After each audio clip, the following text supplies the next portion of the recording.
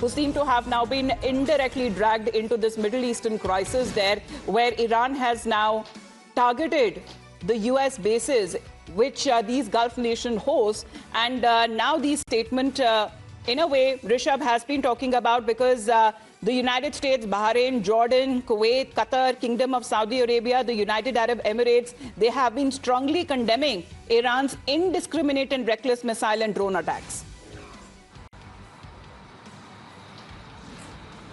Well, Amita, this whole crisis right now has given new lease of life to the GCC, the Gulf countries who looked fragmented. All these countries, UAE and Saudi, had issues.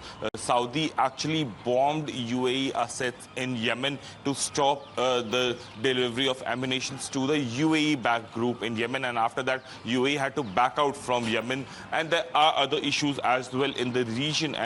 But since Iran has started hitting all these countries, except Oman, every GCC country has been hit by Iran in the last 48 hours. And that has given a new lease of life to this grouping, who have now come together at least against Iran. And you're seeing that Saudis are talking to UAE guys, UAE is talking to Kuwait, Kuwait is talking to Bahrain, Bahrain is talking to Qatar. So all these countries have come together to talk at least on one topic, that is Iran. Remains to be seen how things unfold, because yes, Israel is facing the wrath of Iran. There are barrage of ballistic missiles and drones going Iranian and Israeli way. Yes. But countries like Qatar, countries like UAE, Saudi, or for that matter Bahrain, wherever there are US bases, anything US in the region is being hit. And well, because they have been hitting back at Iran is concerned, because they have been calling it unwarranted and unprovoked in the way and in the manner in which the Iranian regime seems to be hitting out at the US bases. Not just that, even civilian infrastructure, civilian population that have been hit by these barrage of missiles and drone attacks that have now come in as far as the Middle Eastern countries are concerned. And this is a joint statement that has now been released by the governments of the United States of America, Bahrain, Jordan, Kuwait, Qatar, Kingdom of Saudi Arabia, the UAE, on the occasion of recent missile and drone attacks launched by the Islamic Republic of Iran across the region.